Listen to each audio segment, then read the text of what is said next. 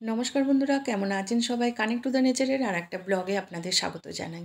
এখন বেলা ১:৩০ বাজে, খাওয়া-দাওয়া সব কমপ্লিট হয়ে গেছে, সমস্ত কাজও হয়ে গেছে। এখন একটু হাঁটাহাঁটি করছি। আমার হাসবেন্ডেরও খাওয়া হয়ে গেছে, সে এখন বাইরের দিকে একটু হাঁটতে গেছে। তারপরেই তো কাজ আছে, সমস্ত এডিট করা, সব কিছু অনেক কিছু কাজ পড়ে থাকে ফোনের। চলুন আপনাদের বাইরেটা না দেখাই আমাদের। আমাদের এই গেটটা খুলতে সামনে একটা বড় পুকুর আছে। আর পুকুরের ধারে আজকে দেখুন হাঁসগুলো ওপরে উঠে একটু রোদে বসেছিল। আমাকে দেখে ওরা একটুখানি ভয় পেল। আর আমাদের পুকুরটা দেখাচ্ছি, দেখুন বেশ বড় পুকুর। এটা আমাদের পাড়ার অনেকজনের ভাগ আছে। আর আগে খুব পরিষ্কার থাকতো, এখন পানায় ভরে গেছে। আমার ছাদের ওপরটা এখান থেকে দেখা যায়। ভিতর দিক থেকে দেখতে পাই না, এই ফুলগুলো ফুটেছে। দেখুন এখান থেকে দেখছি এত সুন্দর লাগছে ফুলগুলোকে, খুব ভালো লাগছে। ভিতর দিকে যখন জল দিতে যাই না, এগুলো আর লক্ষ্য পড়ে না। আমার এই বাড়ির পাশেও আমি বেশ সুন্দর গাছ করে রেখেছি। এই যে দেখুন, যাতে দেখতে ভালো লাগে বাইরে থেকে। অনেকের ভালো লাগে, অনেকের আবার ভালো লাগে না। কিন্তু আপনারা বন্ধুরা বলবেন আমার কেমন গাছগুলো করেছি, কেমন লাগে আপনাদের। আর এই সময় না বসন্ত ঋতু যত এগিয়ে আসছে, এর পাতাগুলোর রং এক এক ধরনের হয়ে যাচ্ছে। দারুণ সুন্দর লাগে। আর আপনাদের দেখাই, এই গাছটা কদিন আগে দেখিয়েছিলাম, কোনো ফুল ছিল না। এখন দেখুন এখানে এখানে দুটো কুঁড়ি এসে গেছে। এটা কি কালার হবে আমি বলতে পারছি না। আর এপাশে এগুলো তো স্যাকুলেন্ট আছে। আর এখানে দেখুন, এখানে দুটো গাছে ফুল ফুটেছে, দুটো একই কালার, আর কি সুন্দর মিষ্টি কালার ফুল দুটো। দেখতে খুব সুন্দর লাগছে। এই ফুলগুলো অনেক দিন ধরে থাকে, এগুলো জারবেরা বলে। অনেক দিন ধরে গাছে থাকে আর খুব ভালো লাগে দেখতে। বছরে এই সময়টায় এই গাছে ফুল দেয়। আবার অনেক অনেক জায়গায় সারা বছরও এই গাছে ফুল দেয়। সেইভাবে এগুলোকে যত্ন করে রাখে, পলি হাউস তৈরি করে রেখে দেয়। তা আমার তো আর সেরকম সম্ভব হয় না, তাই এইগুলো এরকমই থাকে। আজকে আমি মাশরুম রান্না করেছিলাম, বটম মাশরুম। আর মাশরুমটাকে এরম করে ছাড়িয়ে নিয়েছি। প্রথমে আমি তো অয়েস্টার মাশরুম আমি নিজে চাষ করতাম, নিজে রান্না করতাম। কিন্তু এই বটম মাশরুমটা খুব একটা রান্না করা হয় না। আর এরম করে ছাড়িয়ে নিয়ে পিস পিস করে কেটে এটাকে রান্না করেছিলাম। রান্না করতে আমার কী কী লাগলো সেটা আপনাদের সাথে আজকে শেয়ার করছি। আমি যেভাবে রান্না করি সেটাই আপনাদের দেখাচ্ছি। অনেকে অনেক রকমভাবে করে। এখানে এটা রান্না করার জন্য ক্যাপসিকাম কেটে নিয়েছি, টমেটো আছে, এখানে একটা বড় পেঁয়াজকে কেটে নিয়েছি, এখানে আদা একটু গ্রেটারে ঘষে নিয়েছি, আর রসুনকে কেটে নিয়েছি। আপনারা এগুলো পিষেও নিতে পারেন। আমার কুড়েমির জন্য এগুলো পিস পিস করে কেটে যা হোক করে আমি রেখে দিয়েছি। আর এখন কড়াইতে তেল দিয়ে দিলাম। তেল দেবার পর আমি একটা একটা করে এখানে ছাড়বো।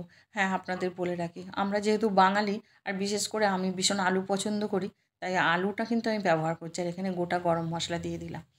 এই গোটা গরম মশলাটা যদি আগে তেলে দিয়ে দিই না, বেশ সুন্দর একটা গন্ধ বেরোয়। গরম মশলা পরে না দিলেও কিন্তু বেশ ভালো হয়। আর এই গরম মশলাটা এখন ফটফট করে ফাটছে। যাই হোক, একটু দূরে সরে গেছিলাম। এখন আলুগুলো দিয়ে দিচ্ছি।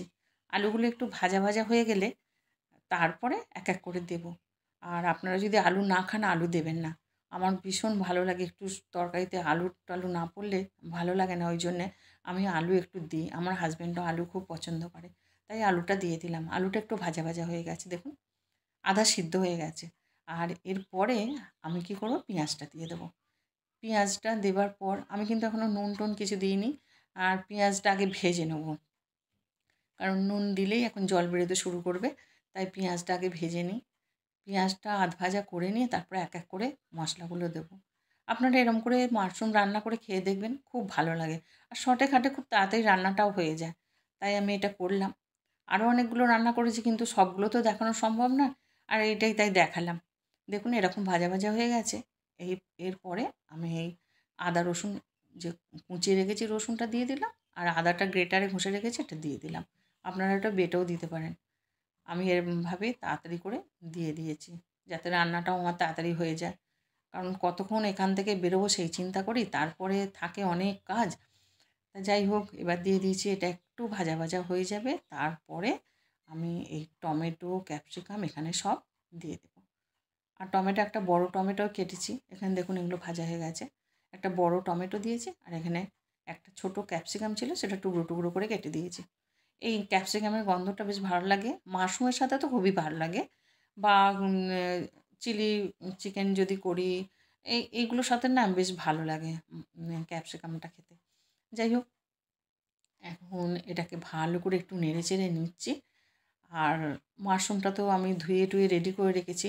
এখন যেটা করব, এখন আস্তে আস্তে কী মশলা দিচ্ছি দেখুন। প্রথমে হলুদ দিয়ে দিলাম, তারপরে একটু লঙ্কা গুঁড়ো দিলাম, আর এখানে একটু জিরে গুঁড়ো দিচ্ছি। জিরে গুঁড়ো দিয়ে তারপরে নুন দিয়ে দিয়েছি। এবার একটু চিনি দিচ্ছি। আপনারা যদি চিনিটা না খান চিনিটা নাও দিতে পারেন, কিন্তু চিনিটা দিলে না একটু ব্যালেন্সটা ঠিক থাকে। আর এই রান্নার স্বাদটা, সবজির স্বাদটাও কিন্তু খুব ভালো হয়। তা অনেকে আবার খেতে চান না একদমই, তারা না দেবেন। তো যাই হোক, এখানে দিয়ে দিলাম। আপনারা কটা কাঁচা লঙ্কাও এতে দিয়ে দিতে পারেন। আমি আর দিলাম না, কারণ একটু লঙ্কা গুঁড়ো দিয়েছি রঙ হবার জন্য, এতেই ঝাল হয়ে যাবে। এখন মাশরুমগুলো সব কেটে ধুয়ে সব আগে ধুয়ে নিয়েছিলাম, তারপরেই তো কাটলাম। তো যাই হোক, এখন দিয়ে দিয়েছি। দিয়ে এইগুলো ভালো করে নেড়ে চেড়ে এবার হালকা করে এখন ঢাকা দিয়ে দেবো। আর গ্যাসের ফ্লেমটাও কমিয়ে দিয়েছি, কারণ এর থেকেই জল বেরোতে শুরু করবে। আমি এক ফোঁটাও জল দেবো না। আর এটা ঢাকা দিয়ে দিলাম। কিছুক্ষণ পরে দেখুন আমার একেবারে রেডি। কত তাড়াতাড়ি হয়ে গেল না? এইভাবে আমি তাড়াতাড়ি করে যে রান্নাগুলো করা যায় সেগুলো করে নিই। কারণ তাড়াতাড়ি রান্নাটা সারতে হবে, সংসারে অনেক কাজ। আর এটা হয়ে গেল। আর এটা আমি লাস্টে দেখাচ্ছি। দেখুন কি সুন্দর লাগছে। আজকের ব্লগটা এখানেই শেষ করছি। ব্লগটা যদি ভালো লাগে অবশ্যই লাইক, কমেন্ট, শেয়ার করবেন। আর যারা আজকে প্রথম আমার ব্লগটা দেখলেন, প্লিজ চ্যানেলটিকে সাবস্ক্রাইব করে পাশে থাকা বেল আইকনটা প্রেস করে দেবেন। আমার লাইফের এরকম সুন্দর সুন্দর মুহূর্ত শেয়ার করতে আমি আবার চলে আসব। আপনারা খুব ভালো থাকবেন।